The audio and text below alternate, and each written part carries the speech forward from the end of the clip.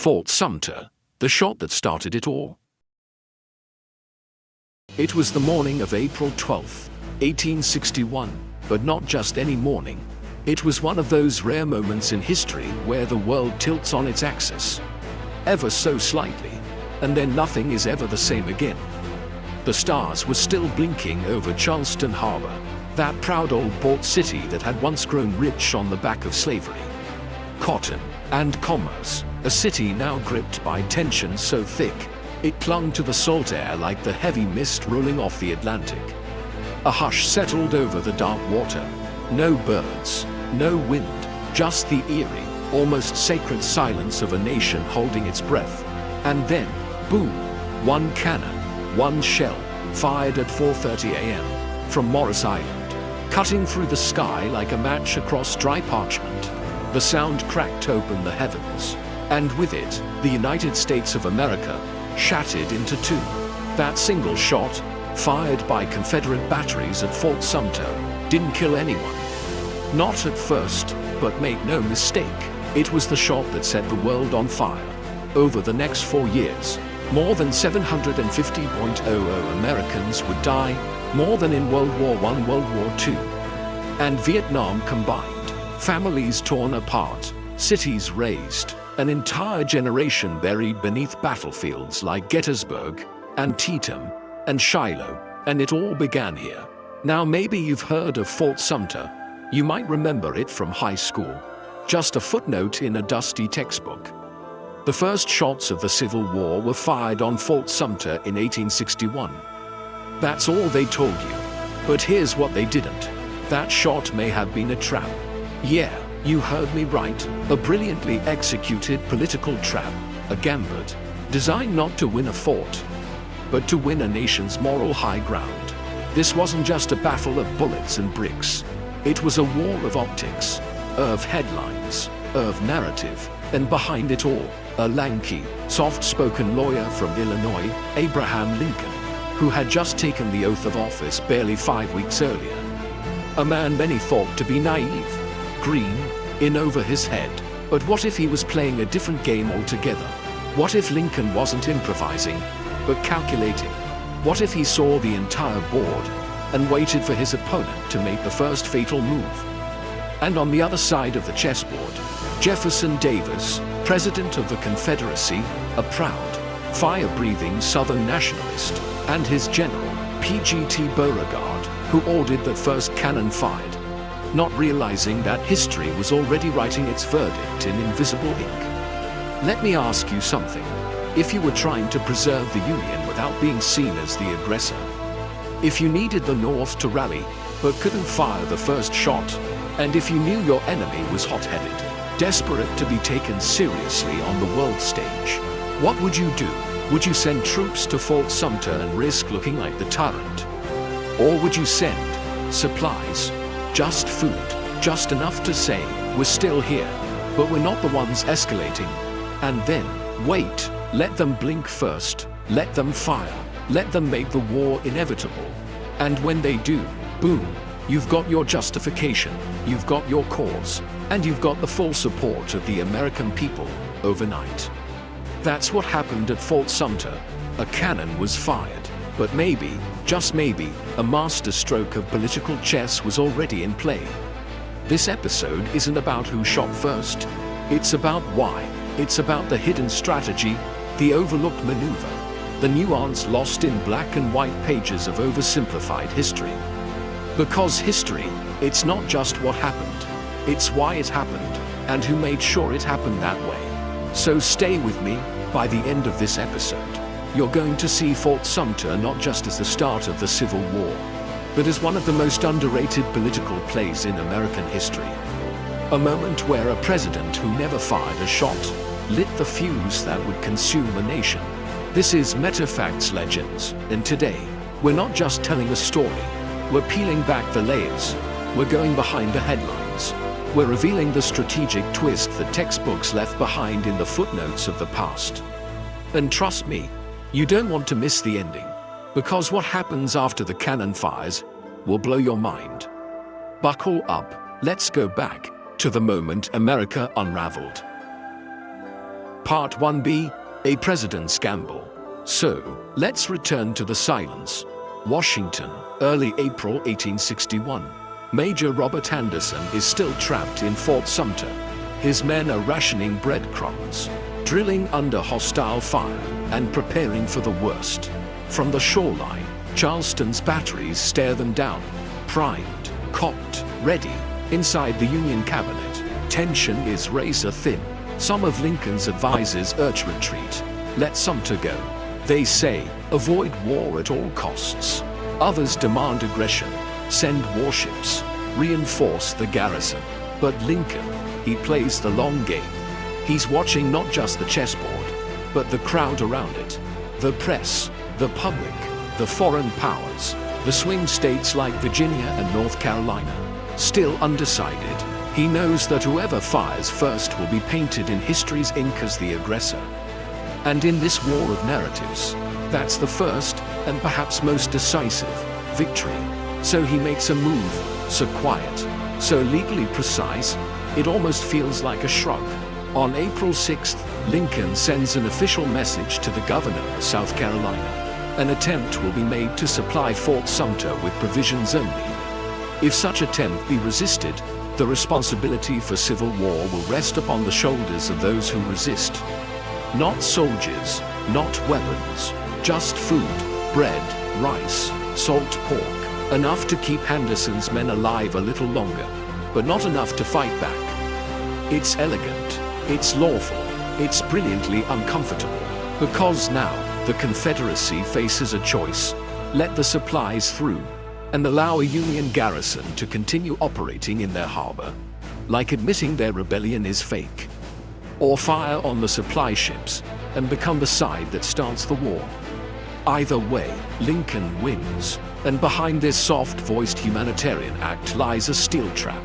In Memoirs of Napoleon Bonaparte, the emperor once advised, never be the first to strike, but always be ready to strike last and hardest.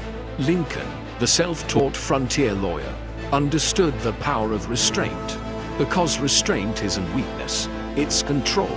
And now, back in Charleston, Confederate leadership is in chaos. Jefferson Davis, president of the Confederacy, paces in Richmond, torn between ideology and strategy. He knows letting Union ships into Charleston Harbor makes his new nation look like it's tolerating invasion.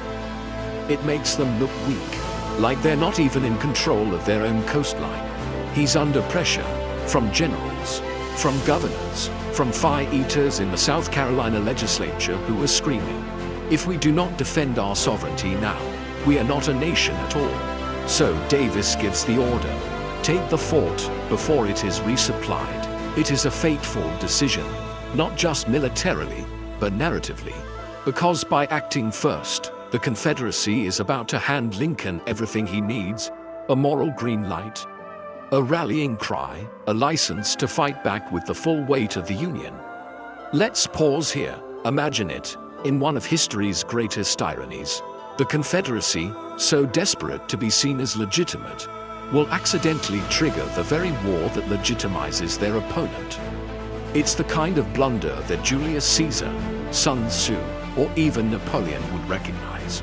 In The Art of War, Sun Tzu writes, if your enemy is of choleric temper, seek to irritate him, provoke him, then strike when he must act, not when he is ready. That's exactly what Lincoln has done. He's placed his opponent in a no-win scenario, and back inside Fort Sumter, Major Anderson receives word, help is coming, but it's just food, no troops, no firepower. He tightens discipline, rotates his men in 6-hour shifts, and braces for the unknown. Meanwhile, down on the Charleston waterfront, people are gathering, as if waiting for fireworks. High society ladies in gowns, children with spyglasses, reporters scribbling in journals. All of Charleston knows something is about to happen, and at the center of it all stands General Beauregard, former student turned siege master. He sends Anderson an ultimatum: surrender the fort, or we open fire. Anderson refuses. Beauregard blinks. He sends a second message, asking when Anderson plans to evacuate. Anderson replies, "I will evacuate by noon on April 15th, unless I receive additional supplies or instructions." That's not good enough. The Confederates are done waiting. They prepare their batteries. They load their guns. They draw lots to see who gets to fire the first shot. And in the eerie silence before dawn, April 12, 1861, they give the order. But wait, rewind a second. Because here's the real twist. In waiting, Lincoln ensured the Confederacy looked like the belligerent, not the victim. In sending food, not troops, he made the North look like the side of patience and lawfulness, not force. He had taken the gun, placed it in the enemy's hands, pointed it at Fort Sumter, and then simply waited for them to pull the trigger. And when they did, the North would rise. That moment is just around the corner. But remember this, the war didn't begin with the cannon's roar. It began with a whisper in Washington. A whisper that said, "Let's send food," and history, hungry for justice or vengeance or glory, would feast for 4 long years. Part 1A, the powder keg. Let's rewind the clock, not to the day the cannon fired, but to the weeks before the fuse was even lit. It's March 4th, 1861, on the steps of the newly completed U.S. Capitol dome. Under gray skies and nervous whispers, a tall, somber figure steps forward to take the oath of office. Abraham Lincoln, the 16th President of the United States, lays his hand on a Bible and becomes leader of a nation already falling apart. This is not a victory lap. It's a funeral march, because as Lincoln takes the oath, 7 southern states, South Carolina, Mississippi, Florida, Alabama, Georgia, Louisiana, and Texas, have already seceded from the Union. Let that sink in before he signs a single law, before he assembles a cabinet, before he warms the sheets in the White House bedroom. A third of the country has already quit. Washington, D.C. feels less like a capital and more like a city under siege. The streets are crawling with rumors. Southern sympathizers whisper of uprisings. Assassination plots float through the taverns. Some say Lincoln will be shot before he even speaks. Guards patrol the Capitol night and day. Union soldiers are stationed along every major route into the city. And behind closed doors, members of Congress speak in hushed tones, as if the walls themselves might betray them. But the true pressure point, the place where rhetoric might finally explode into gunfire, lies 600 miles to the south. In a beautiful, defined coastal city, Charleston, South Carolina, once called the Paris of the South. Charleston is a city of elegant mansions, iron-walled balconies, and long shadows cast by slave wealth. It's a port city that grew fat on rice, indigo, and human bondage. But now, it pulses with revolution. Secession banners flutter from rooftops. Militia drills echo through cobblestone alleys. And on every corner, you hear it. We will not be ruled by Washington. Not by Lincoln. Not by Yankees. To many in Charleston, the Confederacy isn't just a political project. It's a sacred cause. A crusade, their version of freedom, no matter the cost. And looming in Charleston Harbor like an unwelcome guest is Fort Sumter. A man-made island, shaped like a pentagon, sitting at the mouth of the bay, just far enough offshore to see the whole city and be seen from every shore. It is a Union fort in Confederate waters, a stone fortress now surrounded, blockaded, and nearly forgotten by the government that built it. Inside that fort is Major Robert Anderson, a West Point graduate, a 56-year-old veteran of the Mexican-American War, a Kentuckian, born of a slave state, but loyal to the Union. He's a man caught between worlds. His own family includes Southern sympathizers. His own heart aches for compromise. But when South Carolina seceded, Anderson made his choice. He moved his troops, just 85 men, from the vulnerable Fort Moultrie to the more defensible Fort Sumter. Under cover of darkness, a brilliant, bloodless maneuver that avoided violence, for now. But the locals, they saw it as an act of war. From the mainland, Anderson could see new Confederate batteries rising like tombstones. Cannons being mounted, troops digging trenches, men he once commanded now training their guns on him. And outside Fort Sumter, orchestrating the siege, is a familiar face, General Pierre-Gustave Toutant Beauregard, a charismatic, sharp-featured Creole from Louisiana, just 43 years old, a gifted engineer, known for both his precision and his flair. But here's where it gets spicy. Beauregard wasn't just any general. He was once Robert Anderson's student at West Point. Back when Anderson taught artillery, Beauregard was the bright-eyed cadet who admired him. Now, he's the enemy. Your teacher becomes your target. Your student becomes your executioner. It's like a Greek tragedy dipped in gunpowder, one that nobody can stop. Beauregard begins the siege. He tightens the blockade, builds more artillery nests, demands surrender, but Anderson holds firm. Inside the fort, supplies are running low. They're down to less than 30 days of rations. They're using powder sparingly to avoid alerting enemy scouts. They sleep in shifts, and every creak of the wooden bunks might be the last sound they hear. And in Washington, Lincoln says, nothing, at least, nothing public. No orders to fire, no orders to abandon the fort.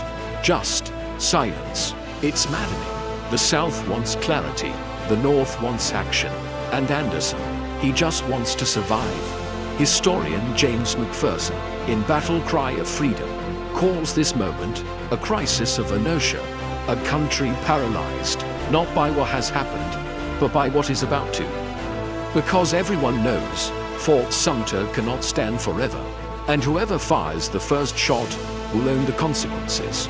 The Confederacy doesn't want to be seen as the aggressor, not to the world, not to France or Britain, whose recognition they desperately need.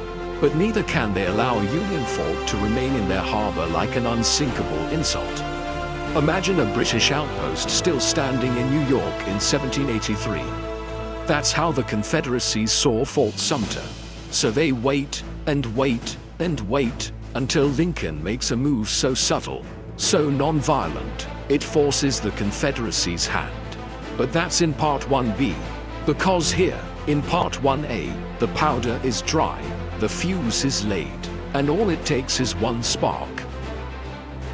You thought the first battle of the Civil War was all about cannons and courage. Think again, because what triggered the war wasn't a bombardment.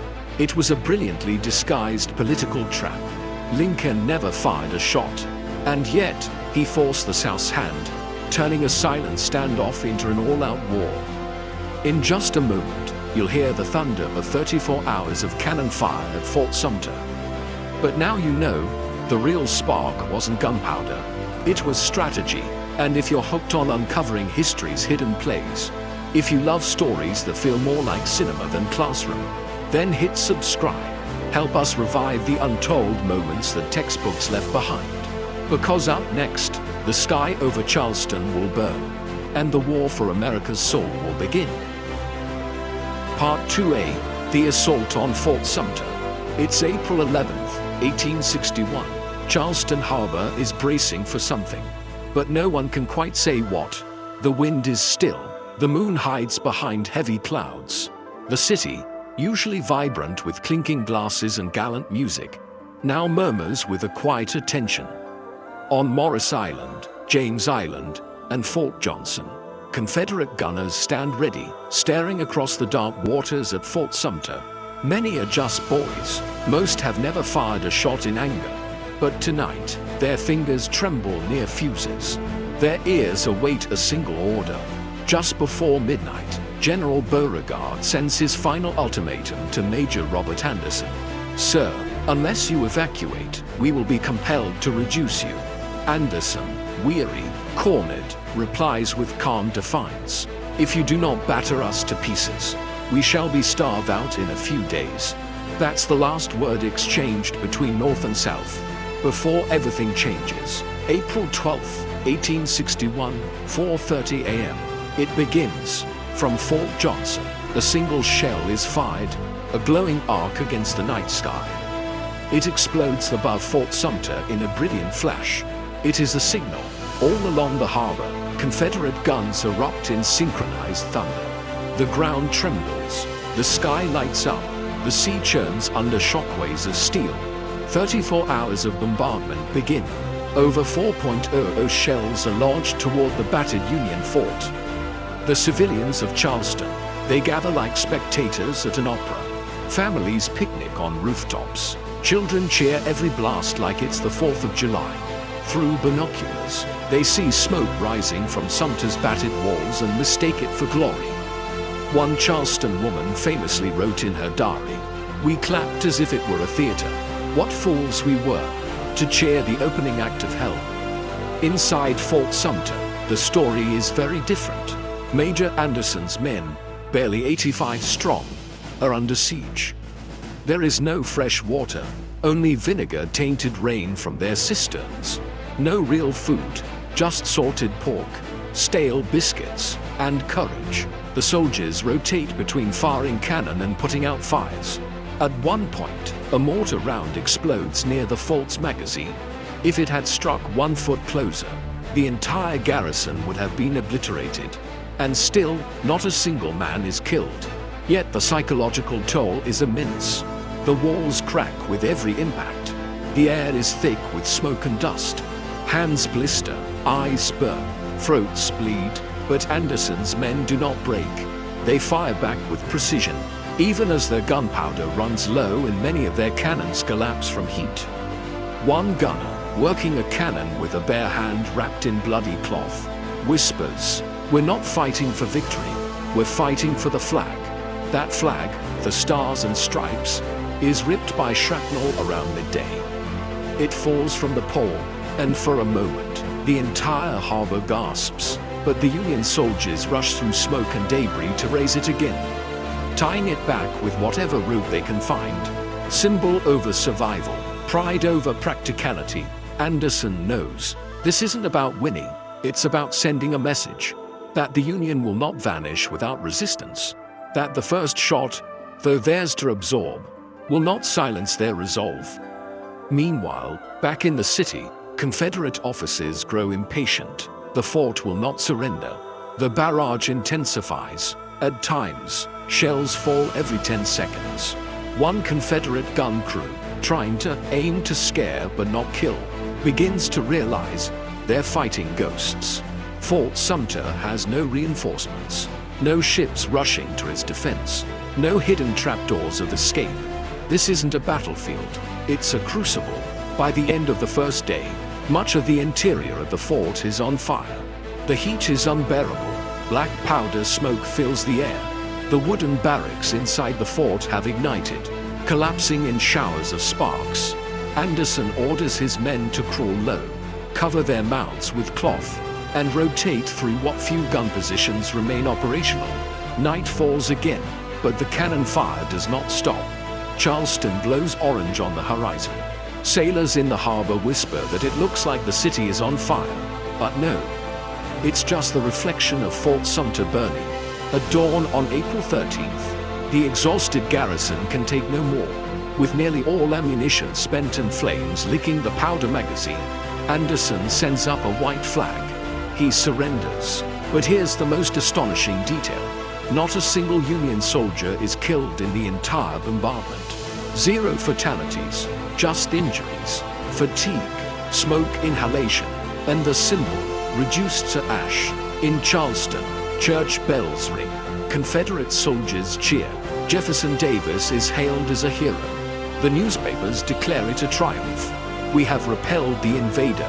The South stands tall, but in the North, something else is rising. A quiet, cold rage. Within hours, telegraph wires crackle with the news. Across cities like Boston, New York, Chicago, and Philadelphia, newspaper boys shout, "Fort Sumter falls. Our flag insulted. The Union attacked." Citizens pour into the streets. Crowds surround recruiting stations. Men enlist by the thousands.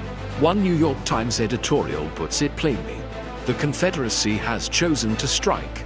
The Union shall answer, not with diplomacy, but with arms. Lincoln, reading the reports, stands silent. He doesn't celebrate. He doesn't gloat. He simply turns to his cabinet and says, "They have fired the first shot. Now we must finish the fight.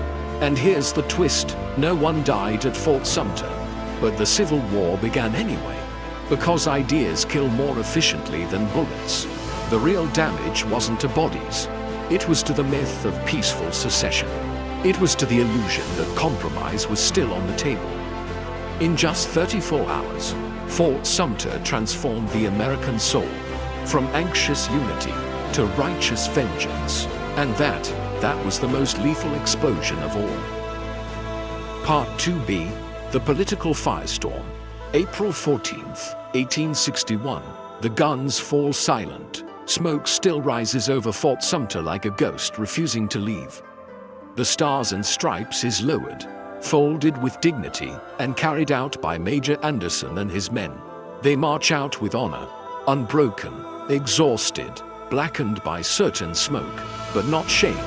Charleston erupts in celebration. Church bells ring, cannons fire again, this time in victory, not in war. Ladies throw flowers from balconies as Beauregard, the Confederate hero, rides through the streets. To the south, it's a day of triumph. The Union is gone. The Confederacy has proven its strength. But 800 miles to the north, the mood is very different. In the Union, the effect is electric. The news spreads faster than any weapon.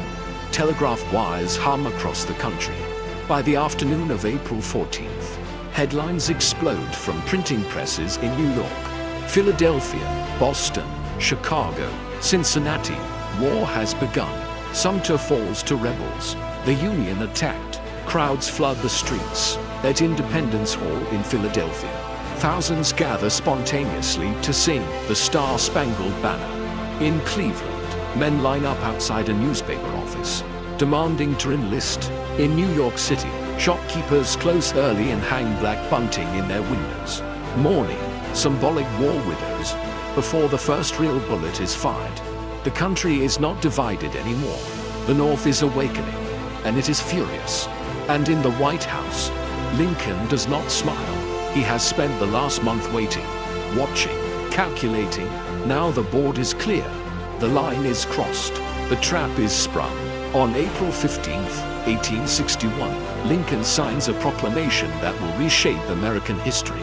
I call forth the militia of the several states of the Union, to the aggregate number of 75.00, to suppress said combinations and to cause the laws to be duly executed. 75,000 men, the largest military mobilization in American history, up to that point. And here's the twist, less than 2 days earlier, most Americans, even in the North, didn't want war. They wanted peace, negotiation, compromise. Now, they want vengeance. They want unity. They want a cause. Historian James McPherson wrote, Lincoln didn't just raise an army. He gave the Union a moral mission. But the consequences are immediate and seismic.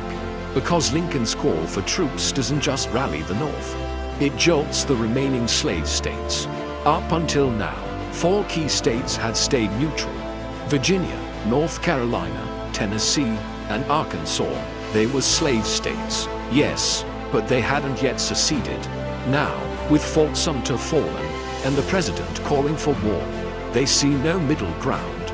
Just 3 days later, on April 17th, Virginia secedes, the cradle of American Revolution. The land of Washington, Jefferson, and Madison now joins the rebellion. Then Arkansas, Tennessee, North Carolina. One by one, the dominoes fall. Lincoln's gamble had worked, but at a cost. Instead of 7 Confederate states, now there are 11, and worse. Virginia's departure gives the South military factories, railroads, and most importantly, Robert E. Lee, a Virginian and loyal U.S. Army officer, had been offered command of the entire Union Army. He declines. I cannot raise my hand against my birthplace, my home, my children. I must side with Virginia. It's a tragic twist. In winning the moral high ground, Lincoln has also pushed moderate states into the hands of the rebellion. But what choice did he have? Let the Confederacy fire at will, insult the flag, take forts, and not respond. A house divided can negotiate. A house assaulted must defend itself. And from here, everything accelerates. The North surges with patriotic fervor. In Massachusetts, entire regiments march through the streets before they've even received uniforms. In Ohio, local mayors turn city halls into recruitment centers. Young men sign up in droves. Farmers, clerks, school teachers, bankers. One 19-year-old from New York writes to his mother, "I don't know what I'm fighting for yet, but I know I cannot stay home while they tear down our flag." And this isn't just passion, it's industrial might. The Union has the factories, the railroads, the population, and now it has a reason. The Confederacy, meanwhile, sees Sumter as the first blow in a righteous revolution. They believe the North will collapse under its own division, that Lincoln will hesitate, that Europe, especially Britain, will rush in to buy cotton and recognize them diplomatically. But Fort Sumter does not fracture the Union. It galvanizes it, and that's the paradox. A battle where no one dies becomes the blood sacrifice that awakens a sleeping giant. So what's the legacy of Fort Sumter? Not tactical brilliance, not battlefield heroics, but symbolism, narrative. Lincoln didn't send a warship. He sent food, and in doing so, he turned the Confederacy into the aggressor in the eyes of the world and in the hearts of the American people. In his memoirs, Ulysses S. Grant, the man who would later crush the Confederacy, wrote, "The Southern cause was built on pride and ambition. But after Sumter, the North's cause became unity, and that is harder to kill." Let's be clear, Fort Sumter was a beginning, not an end. It was the match, the flame, the spark that ignited a 4-year inferno, a war that would consume cities, split families, end slavery, and reshape the very meaning of United States. And it all started with a cannon that didn't kill anyone, but shook the soul of a nation. Part 3A, Strategy Behind the Shot. Let's pause, not just for breath, but for understanding, because what just happened wasn't just an artillery duel over a stone fort in Charleston Harbor. It was the final move in a long, quiet game of political chess, and Abraham Lincoln had just checkmated his opponent without lifting a sword. So let's rewind the clock by a few weeks, not to the cannon, but to the calculus. Lincoln had inherited a crisis that most men would have crumbled under. 7 states gone, the Union bleeding territory, the military fractured, and a Confederate government claiming legitimacy, loudly, proudly, and dangerously. And the worst part, most Americans didn't want to fight. Even in the North, the appetite for war was low. Moderates urged negotiation, business leaders feared the economic cost. Newspapers pleaded for compromise, so Lincoln did what no hot-blooded politician could have done. He waited, he watched, and when the moment was right, he made a move so subtle, so deliberately passive, it forced his enemies to destroy themselves. He sent food, that's it. On April 6th, when Fort Sumter was weeks from starvation, he issued a simple, legally airtight message: "We are sending provisions only, unless they are resisted. No troops, no guns, just bread, beans, and bacon," escorted by civilian ships. Under an American flag, it was a gesture so deliberately unthreatening that to stop it would be an act of naked aggression. But to allow it would be to admit that the Confederacy couldn't even control its own harbors. Lincoln knew this. He understood not just military pressure, but narrative pressure. He understood optics. He understood ego. In The Art of War, Sun Tzu wrote, "If your opponent is of choleric temper, seek to irritate him, lure him with bait, confound him, make him act rashly." Lincoln baited Jefferson Davis with bread, and Davis took it, hook, line, and cannon. Because Davis wasn't playing chess, he was playing poker, bluff, bravado, posture, and Lincoln knew that if the South wanted to be seen as a sovereign nation, they couldn't let the Union resupply a fort in the heart of their territory. It was a trap, and here's where it gets even more chilling. Lincoln never ordered a fight, but he made one inevitable. In Memoirs of Napoleon, the French emperor famously warned, Never fire the first shot, but be prepared to fire the last. And Lincoln had read those words, not just in books, but in the fury of a divided nation. He understood that morality, not muskets, would decide the early days of war. He needed the North united. He needed the public awakened. He needed to be the victim, not the aggressor. And Fort Sumter gave him all three. Now let's step inside Davis's mind. Here's a man leading a brand new country. A country that doesn't yet exist in the eyes of Europe. A country held together not by law, but by fear and pride. If he lets Union ships sail into Charleston with impunity, he looks weak. Worse, he looks irrelevant. So Davis chooses to act, not because he wants war, but because Lincoln gave him no alternative, without ever issuing a threat. That's the genius. Lincoln had offered him a box with no exit. Fire, and you're the aggressor. Do nothing, and you're a joke. And Davis, he chose fire. On April 12th, when the first Confederate cannon lit up the sky, Lincoln didn't panic, he didn't rage, he waited for the news. Then, on April 15th, he did what he'd been waiting to do all along. He called for 75,000 volunteers to put down the rebellion. 75,000. The North responded like a tidal wave. Recruitment centers overflowed, banners rose, hymns played in town squares, and men who had never cared about slavery or states' rights now had a cause. The Union was attacked, the flag was fired upon. This is our country, and we will defend it. But that's not all.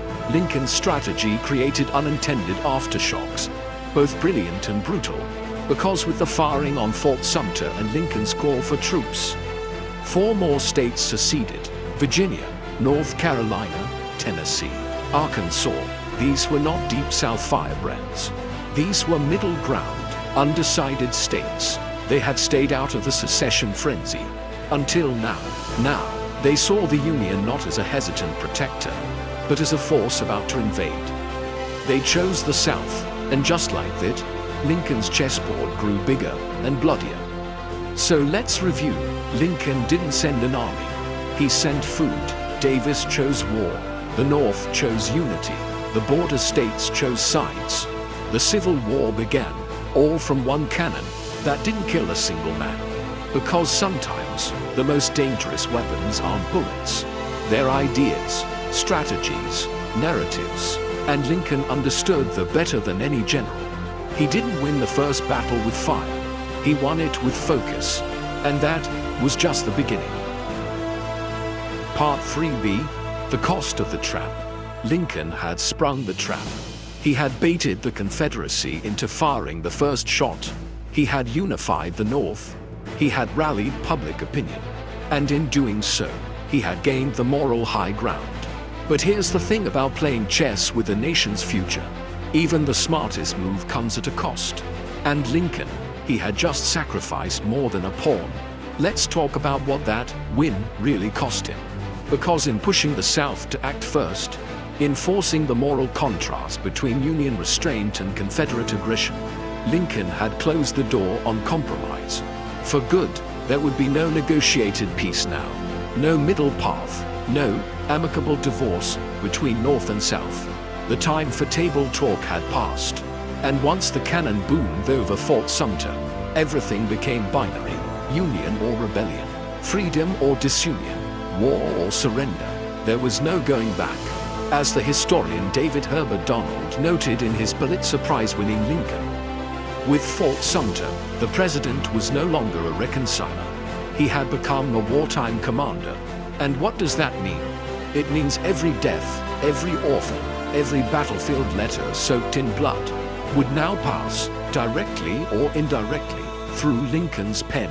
He had not started the war, but now he had to finish it. Let's look at the international stage.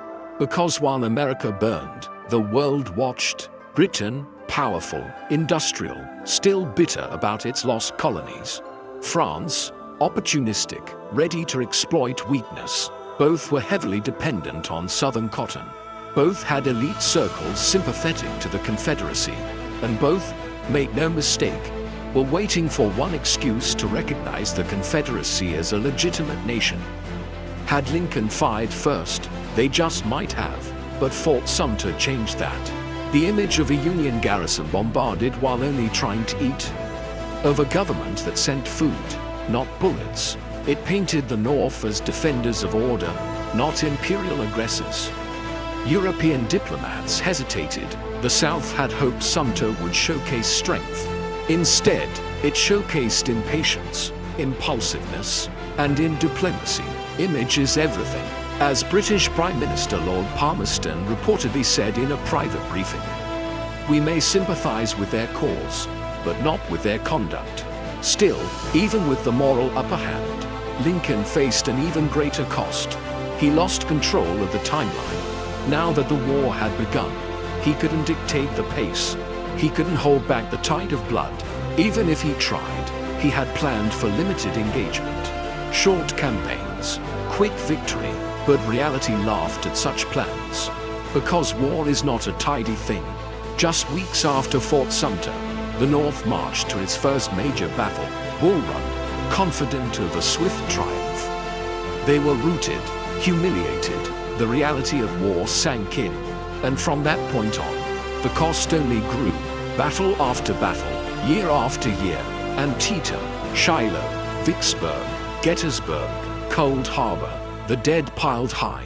The war would last 4 years, not 4 months, and it would claim more American lives than any conflict before or since. All from a cannon that killed no one. And then there's Lincoln himself. He aged 2 decades in 4 years. His shoulders slumped, his eyes hollowed.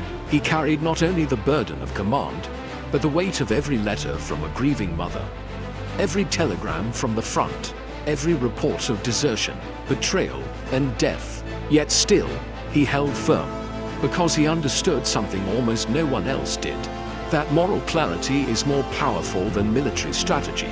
That once the North saw itself not as a conqueror, but as a protector of the Union, the Constitution, and eventually, freedom itself, the war would gain a deeper meaning. It would become more than politics. It would become purpose. And that brings us to perhaps the most ironic legacy of all. In trying to preserve the Union, Lincoln would end up transforming it. Before the war, the United States was often referred to in the plural. The United States are. After the war, the United States is one nation, one identity, forged in fire. But the final twist, Lincoln never got to enjoy that victory. On April 14, 1865, exactly 4 years after Fort Sumter surrendered, he was assassinated by a Confederate sympathizer. In a theater, while watching a comedy, the war was over, but for Lincoln, the cost had finally come due. So what can we learn from the strategy behind that first shot? Yes, it was brilliant. Yes, it was morally sound. Yes, it unified the North and turned the tide of world opinion. But it also reminds us that even the right move can open the door to unimaginable suffering. Lincoln knew this, and he made the move anyway.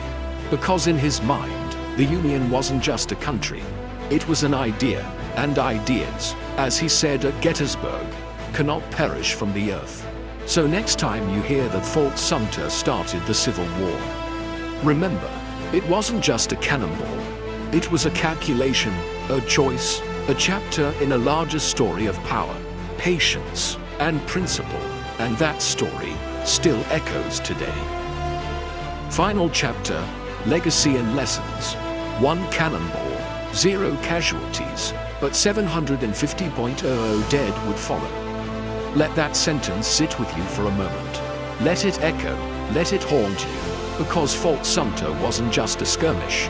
It wasn't just a stone fortress battered by 4.00 shells. It was the first note in a symphony of suffering, a shot that didn't kill a single man, but ripped a nation in two. And yet, that cannonball, silent in death but thunderous in consequence, did more than start a war. It revealed who we were, and perhaps more painfully, who we weren't yet.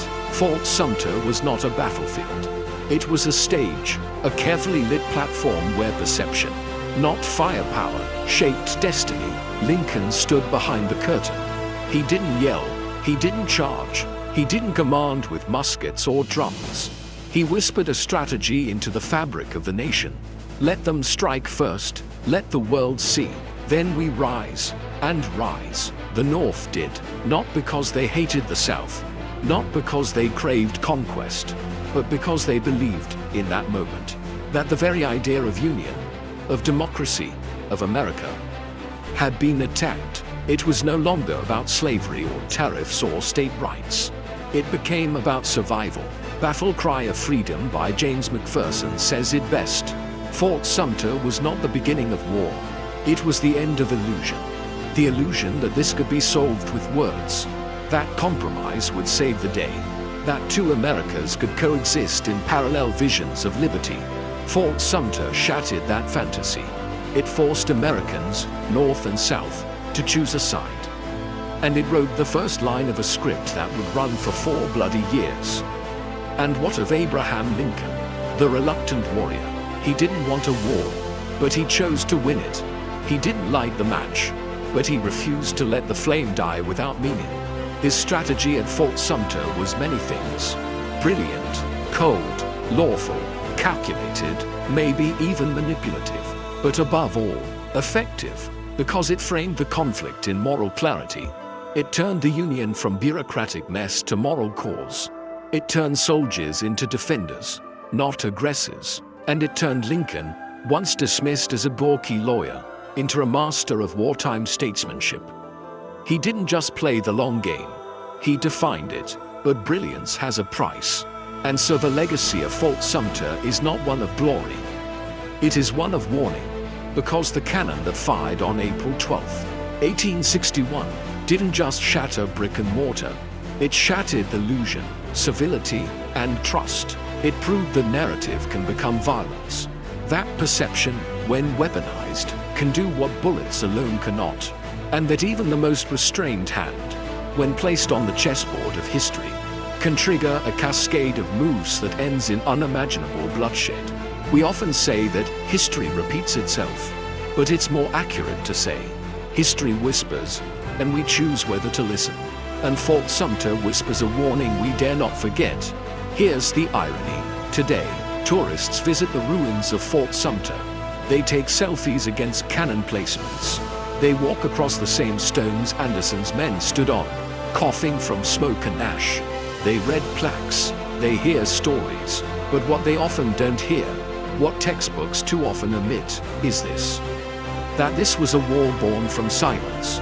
From a president who waited. From a general who fired. From a country that blinked. Too late, the shot was fired, the smoke cleared, and by then, we were already at war. The true legacy of Fort Sumter isn't in military textbooks. It's in every modern debate about division, every moment of brinkmanship, every time compromise is called weakness. Because if history teaches us anything, it's that the moment when talking feels impossible is exactly when talking matters most. And so, what do we take from all this? We remember that power restrained is power multiplied.